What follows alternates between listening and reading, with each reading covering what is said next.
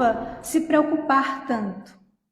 Ela poderia chegar para o seu filho e dizer para ele que iria dar um presente, um irmãozinho. E assim ela fez. Ao chegar em casa, ela disse: Mark, meu filho, eu tenho um presente para lhe dar. Daqui a 8 meses, a mamãe vai lhe dar este presente. Um presente, mamãe? E quanto tempo é 8 meses? É amanhã de outra manhã? É, meu filho. E o que é o presente, mamãe? É um irmãozinho.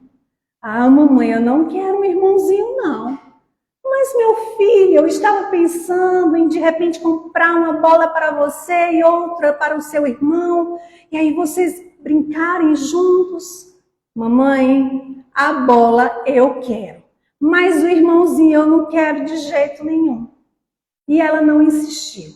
No dia seguinte, ela foi falar novamente com ele.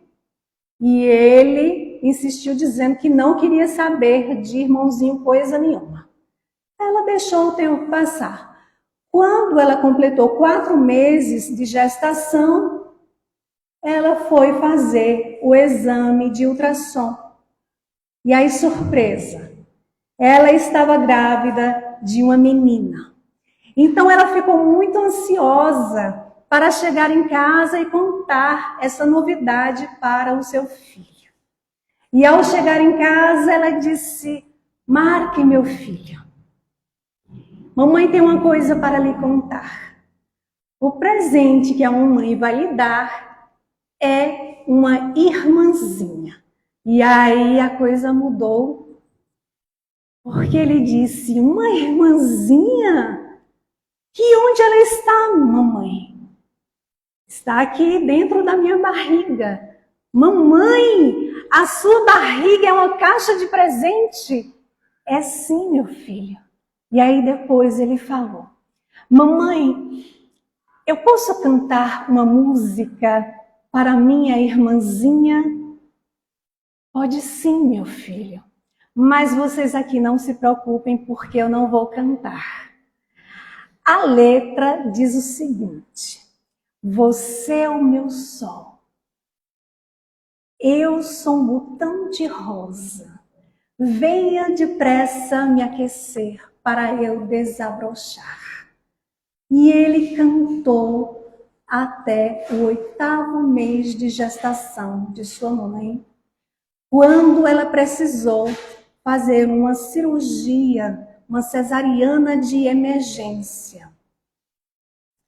Depois, quando ela se recupera ali da anestesia, o médico chega para aquele casal e diz: infelizmente, a menina nasceu com ausência de oxigênio no cérebro e com algumas complicações. Ela está ligada a aparelhos na UTI neonatal. E aí convidou o casal para acompanhar ele e ele esclarecer mais. E no final ele disse assim: olha, o caso dela não tem jeito. Amanhã nós iremos desligar os aparelhos e ela vai morrer imediatamente. Se nós deixarmos os aparelhos ligados, ela irá morrer aos pouquinhos. Evidentemente, foi um grande choque para aquela família. Ela volta para casa sem saber o que dizer ao seu filho. E quando ela chega em casa, Mark, ansioso para ver a sua irmãzinha, pergunta: mamãe, onde está a minha irmãzinha? Cadê o meu sol, mamãe? Eu preciso ver o meu sol. Ah, meu filho, o seu sol é quase um anoitecer. Logo mais será uma grande noite. Não, mamãe, eu não estou entendendo. Eu quero ver o meu sol. Eu preciso ver o meu sol. Por favor, mamãe, me leve para ver o meu sol. Se meu filho, eu não posso. Onde ela se encontra, a criança não pode entrar. Amanhã, a sua irmãzinha irá nos deixar. E ali ele começa a chorar, todos começam a se envolver naquela emoção grande, em desespero. E a mãe diz: meu filho, vamos fazer o seguinte. Vamos deitar. Amanhã decidiremos o que vamos fazer. No dia seguinte, quando eles se levantam, Mark já estava de pé. Pronto. Mamãe, me leve para ver o meu sol. Eu preciso ver a minha irmãzinha. Eu preciso ver o meu sol. Meu filho, eu já disse a você que criança não entra naquele setor do hospital. Mas, mamãe, eu preciso ver, por favor. E aí ele insistiu, e ela disse, está bem, vamos todos para o hospital. Ao chegar lá, na antessala da UTI, a enfermeira, quando viu, disse, senhora, criança não pode entrar aqui. E aí Mark colocou as duas mãozinhas na cintura, olhou para a enfermeira e disse, por que não? Ela é minha irmãzinha, ela vai morrer e eu preciso ver o meu sol. Por favor, me deixe ver o meu sol. A enfermeira ficou sem saber o que dizer naquele momento e disse, senhora, se alguém perguntar, eu digo que eu não vi vocês entrarem. E eles entraram. Mark se aproximou de sua irmãzinha e disse, mamãe, ela não é uma menininha, ela é uma bonequinha. Ela está viva, mamãe? Sim, meu filho, está. Eu posso cantar para ela? Pode, meu filho. Nesse momento, Mark começa a cantar bem baixinho para não perturbar. Você é o meu sol. Eu sou um botão de rosa. Venha depressa me aquecer para eu desabrochar. E ele continuou cantando. De repente, a menina começou a tremer fortemente.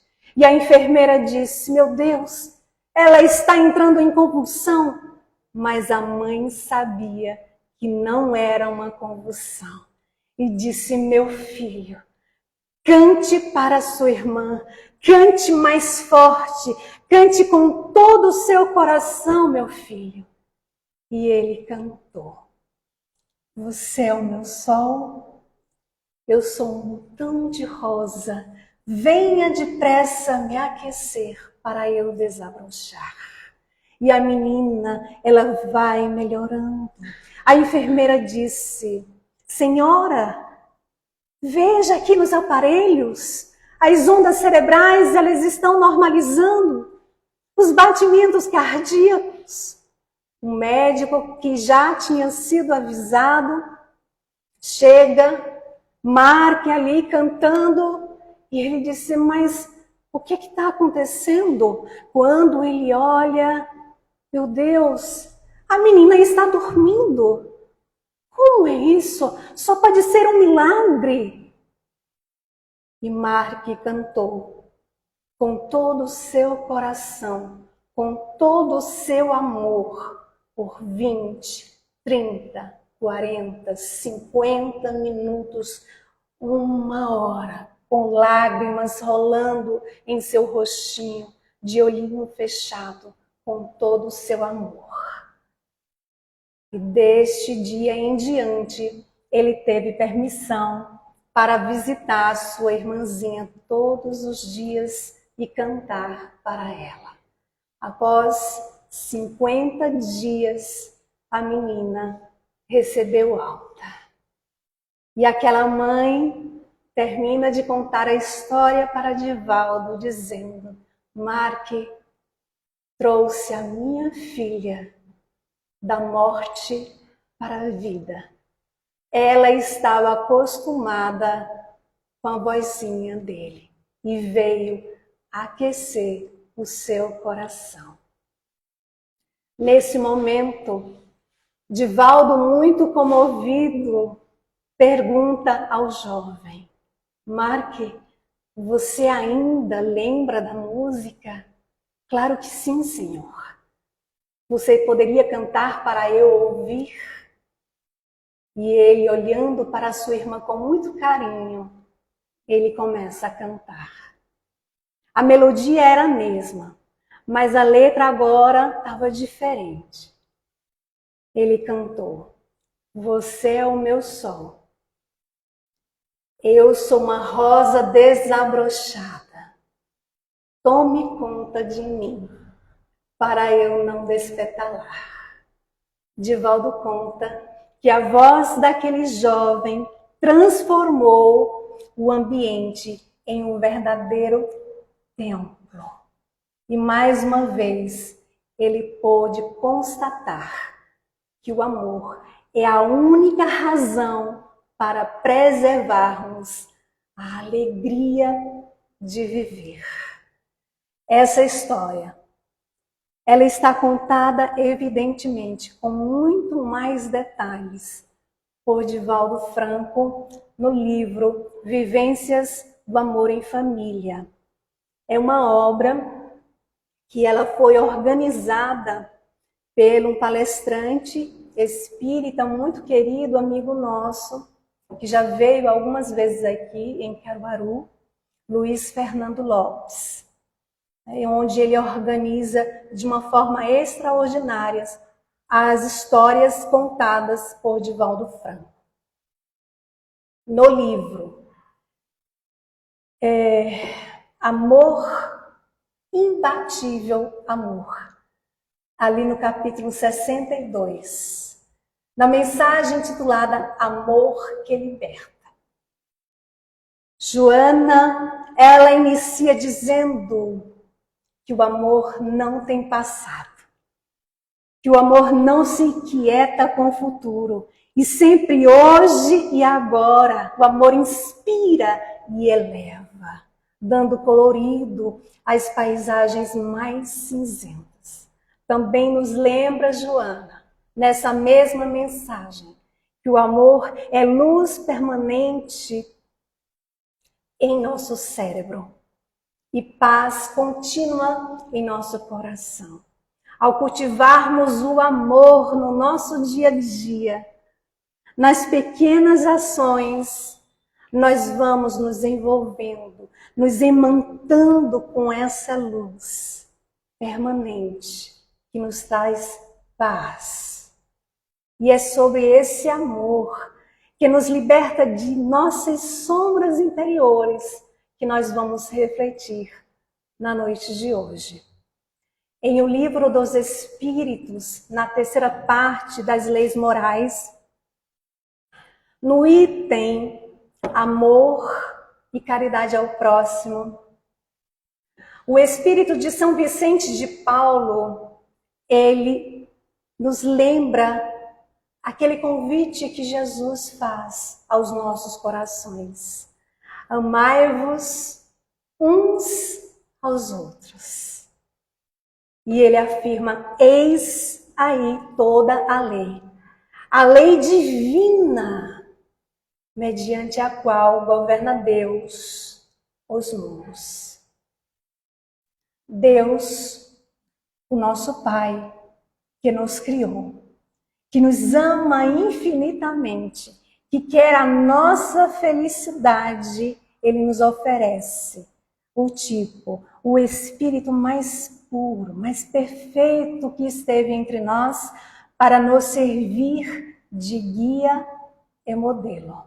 Questão 625 de O Livro dos Espíritos, que é Jesus. Pois bem,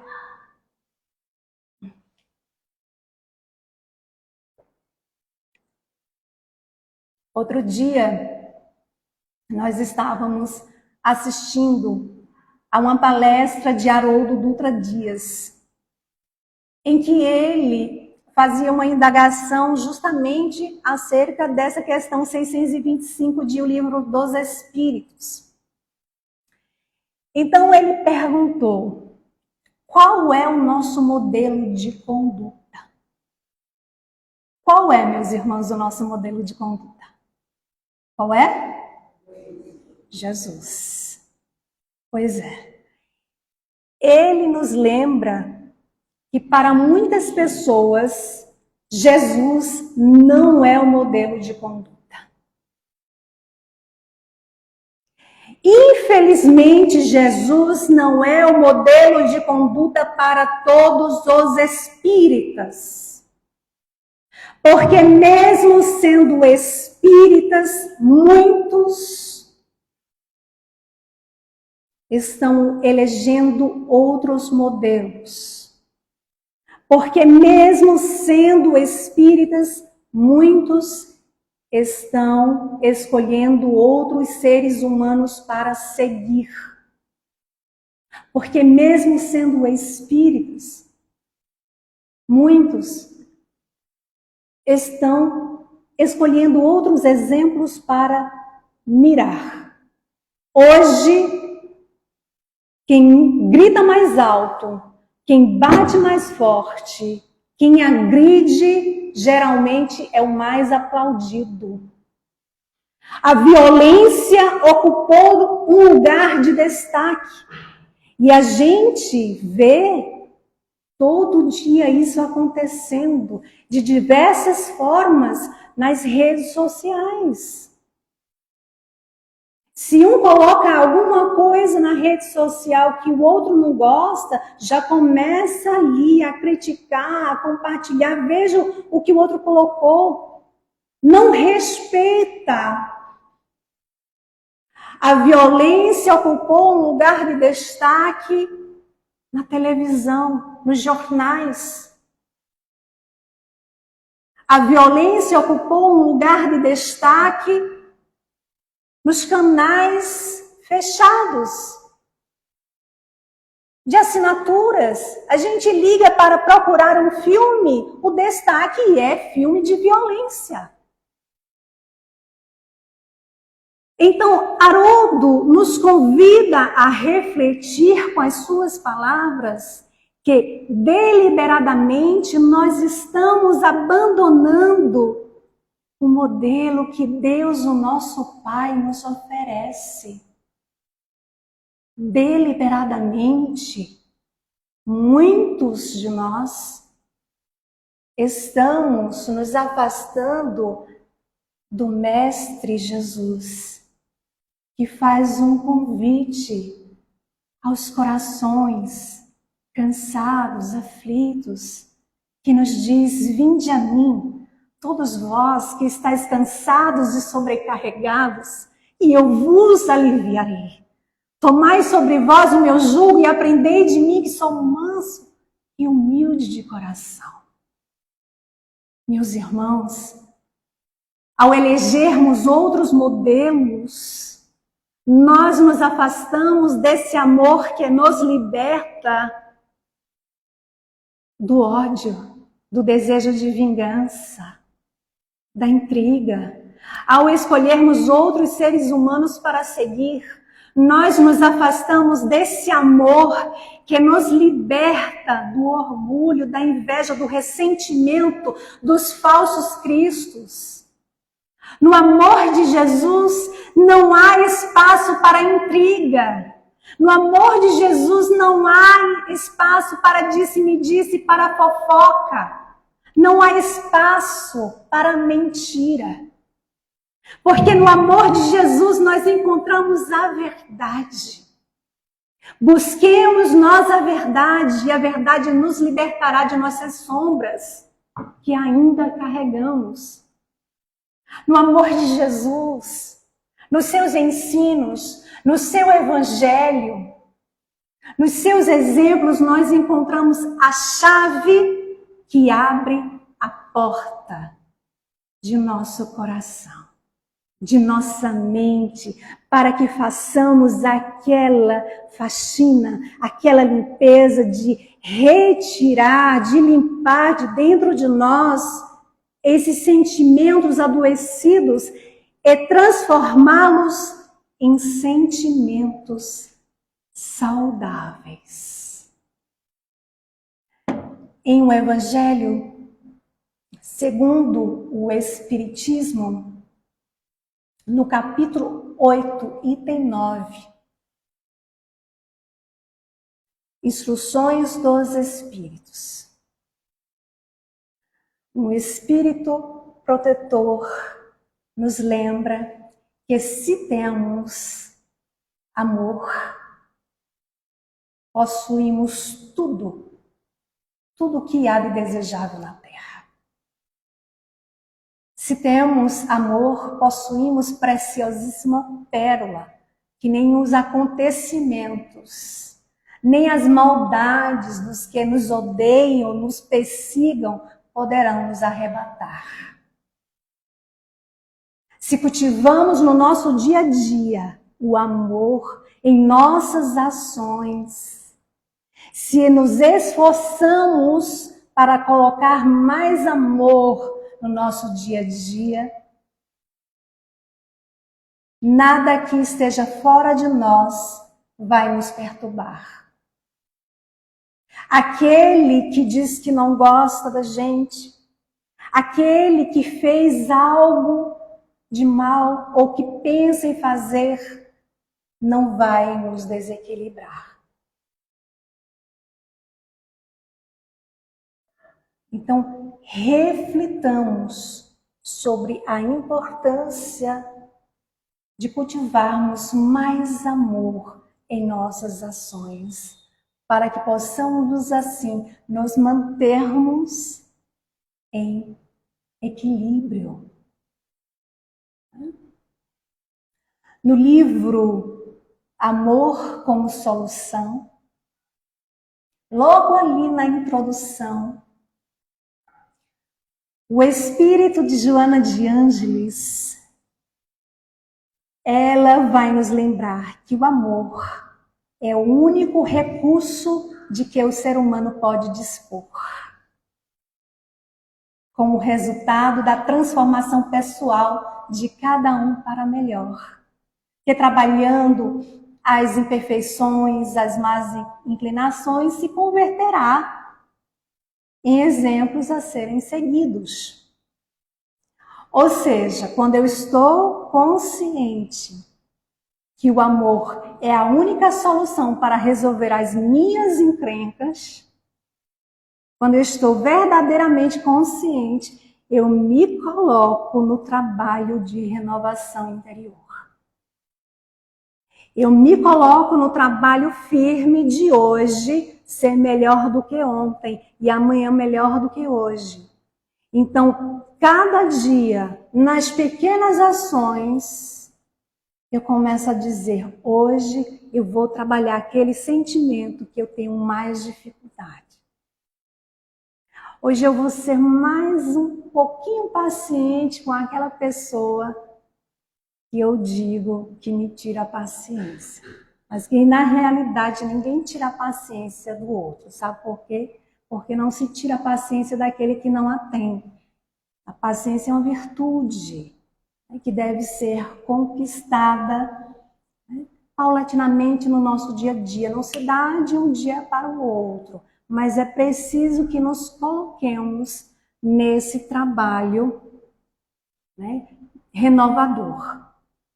Outro dia também nós estávamos assistindo a uma palestra de Divaldo Franco. E ele dizia assim, que o nosso cérebro, ele renasce emocionalmente neutro. Que o amor, assim como o ódio, a gente aprende.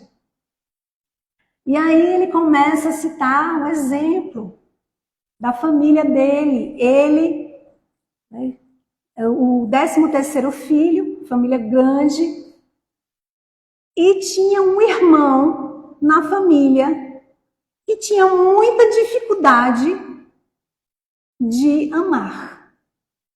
Porque para ele tudo se resolvia com o ódio. E isso causava um monte de problema para eles. Mas a sua mãe era um grande exemplo de amor. E ela tinha uma paciência inesgotável.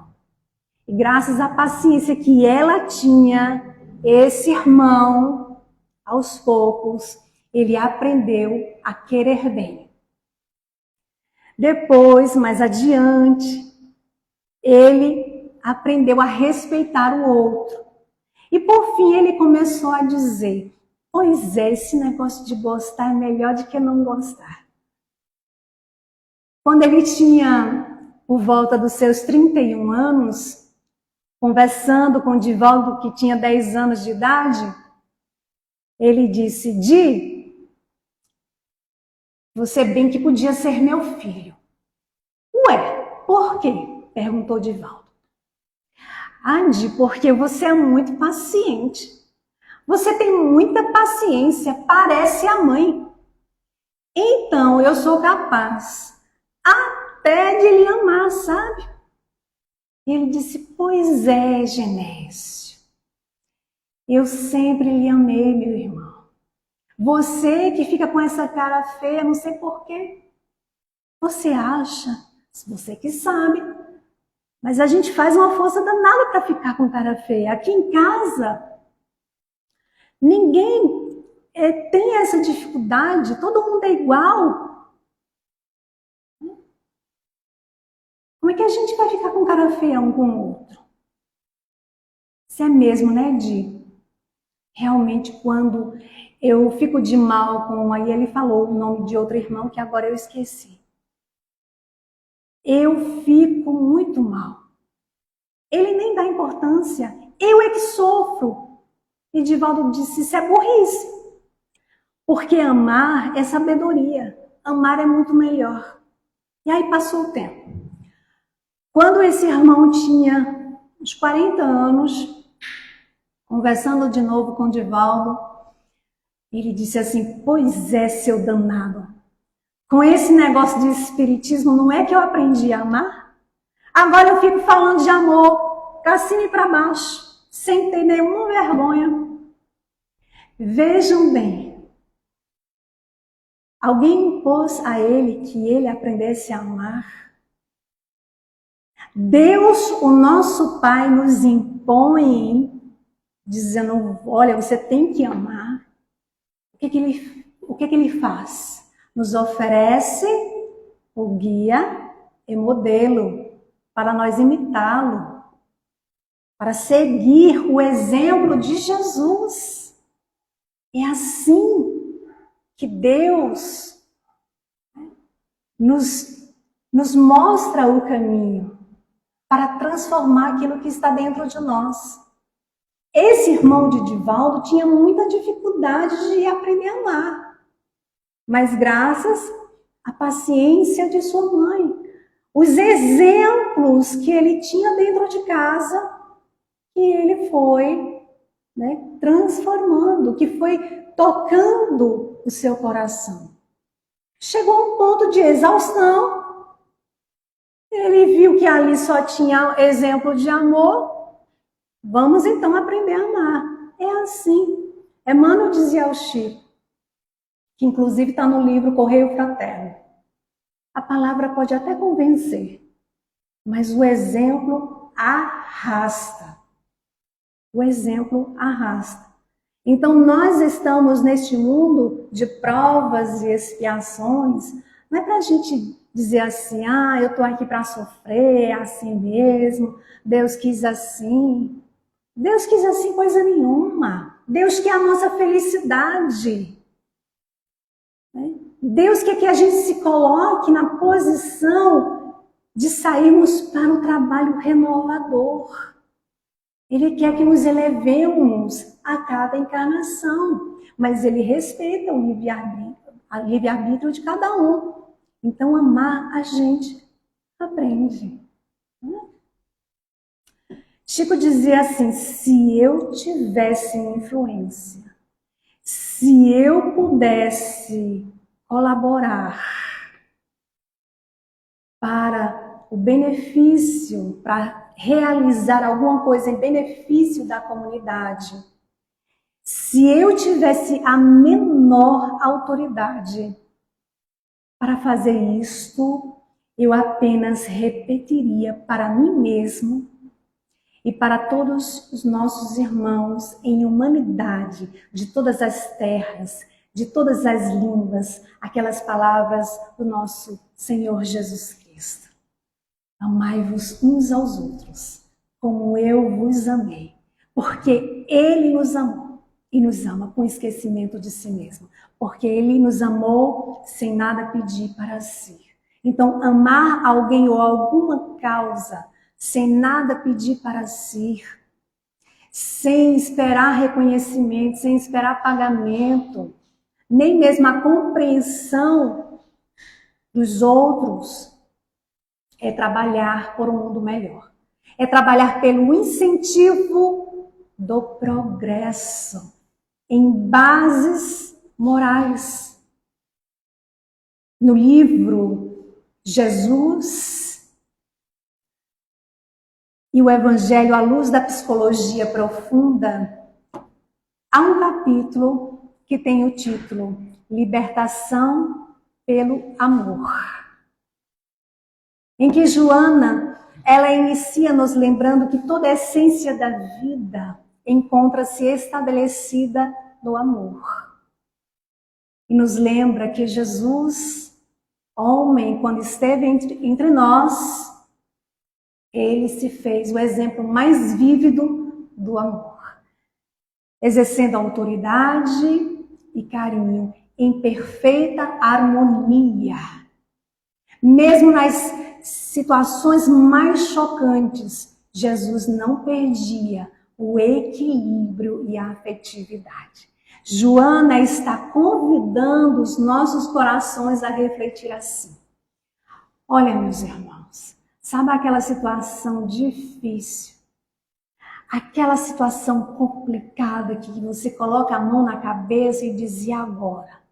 O que é que eu faço para sair disso? Pois é, nessa situação bem difícil, pergunta ao coração: o que faria Jesus se estivesse em nosso lugar? Como Jesus gostaríamos que agíssemos diante de determinada situação? Lembremos do seu exemplo. Lembremos que em qualquer situação, ele agia com equilíbrio e afetividade, com amor. Joana também vai nos lembrar que Jesus, austero, educava amorosamente e com energia. Meigo, ele orientava com ternura e firmeza e segurança. Diante ali da hipocrisia perversa, ele se colocava ali na posição de enfrentamento, mas sem descer à condição infeliz do seu antagonista, porque o seu objetivo era educar. E aí, quando nós falamos, nós lembramos da hipocrisia daquela época, nos faz lembrar um sermão que é pouco estudado por nós espíritas, pouco lido. Porque quando nós falamos em sermão, o que é que vem na nossa mente? O Sermão da Montanha, também conhecido como Sermão das Bem-aventuranças. Mas há um outro sermão muito importante. Em algumas traduções do Testamento a gente vai encontrar de 7, outras nós vamos encontrar 8, que são o sermão dos ais. Então, alguns nós vamos encontrar 8 ais, outros nós vamos encontrar 7 ais. Que sermão é este? É quando Jesus inicia dizendo assim: ai de vós, escribas e fariseus hipócritas. São advertências de Jesus. aqueles fariseus que detinham conhecimento e faziam tudo ao contrário. E aí a gente traz a luz do Espiritismo para os nossos dias de hoje. Ai de nós espíritas, que pregamos o amor e não nos esforçamos no nosso dia a dia para amar aquele dentro de casa, aquele na casa espírita, aquele no trabalho. Ai de nós espíritas, que falamos, que passamos uma receita para o outro e dissemos, olha, você tem que ser mais paciente. Você tem que ser mais paciente, tem que exercer a paciência. E ao sair da casa espírita, eu já contei um exemplo aqui, eu acho que eu vou contar de novo. A pessoa está atrasada. Sai no carro. Vai um carro na frente. Bem devagar, você está apressado. Ele está ocupando as duas faixas. Você vai para um lado e o carro não entende. Fica ali ocupando. Vai para o outro e ele não entende. Liga o sinal de alerta e ele lá, tranquilo. Ocupando as duas faixas. O sinal vai ficando amarelo. Vocês vão imaginando. O sinal vai ficando amarelo. E aí ele passa. E a gente fica. A gente está atrasado. A gente fica tão feliz, né? Só que não, né? A gente diz assim, vai com Deus. Né? Acho que não. Então, nas coisas do nosso dia a dia, nós somos convidados a exercer. Não apenas receitar para o outro. Jesus, nos seus exemplos, nos seus ensinos, ele nos lembra que diante de toda e qualquer situação, seja ela qual for, seja a dor que a gente estiver passando, nós podemos enfrentá-la com equilíbrio e amor. Então, amar é abrir o nosso coração sem reservas e nos colocarmos nesse trabalho renovador do bem. Amar também é um mecanismo de compaixão para conosco e para com o próximo. O amor não ofende. Esse negócio de dizer assim, eu amo e está ofendendo, ama coisa nenhuma. O amor não ofende, o amor não mente. Porque a sua estrutura é uma estrutura de autenticidade. Sempre aberto, sempre claro. E Joana nos lembra que Jesus, o peregrino do amor, demonstrou que nós podemos curar as feridas do mundo e dos seres humanos. Como? Ela nos diz, com a exteriorização do amor. Com a exteriorização do amor. Em forma de compaixão, em forma de entendimento, em forma de paciência, sendo mais indulgente com o outro. Joana também nos lembra, e aqui eu trouxe o livro, neste livro aqui, ó, Libertação pelo Amor. Não sei se tem aí na livraria, depois perguntem a Soares se tem na livraria, Libertação pelo Amor. Ela nos lembra dizendo assim, quem cultiva amor, liberta-se. Liberta de tudo aquilo que nos impede de avançar. Vamos resumir assim. Mas quem o ignora, quem ignora o amor, escraviza-se. Fica na visão limitada do mundo material. Fica preso ao ter e não ao ser. Não avança. Mas a doutrina espírita, Ela nos oferece todos os recursos para avançarmos através da libertação pelo amor. E ela nos ensina que é preciso nós estudarmos mais a nós mesmos através do autoconhecimento, para identificar em nós o que ainda carregamos que nos impede de avançar. Em um Evangelho segundo o Espiritismo, no capítulo 2, e eu gosto muito do item 7, quando Allan Kardec nos lembra que o Espiritismo dilata o nosso pensamento, nos apresentando novos horizontes, nos tirando da visão acanhada, nos tirando das ilusões do mundo, nos mostrando que o amor nos aproxima um dos outros, nos mostrando também que o maior inimigo que podemos ter não é aquele que pisou no nosso carro, não é aquele. O maior inimigo é aquele que ainda carregamos dentro de nós, que nos impede de avançar. Exemplo, orgulho. Orgulho. Fulano passou por mim 2 vezes. Eu falei e ela nem olhou para mim. Não respondeu. Também eu não vou falar mais. Fulano não deu curtida, nem compartilhou o que eu coloquei nas redes sociais. Também eu não compartilho mais dela. Inveja. Quer ver outro exemplo? Quem diz esse é Emmanuel. Em um Evangelho segundo o Espiritismo, capítulo 11, item 11. O egoísmo. Ele nos lembra, o egoísmo é o monstro devorador de todas as inteligências, filho do orgulho, causador de todas as misérias do mundo. O egoísmo também é a negação da caridade, afirma Emmanuel.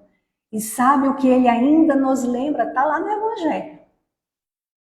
Ele nos lembra que esse monstrinho nós ainda carregamos dentro de nós.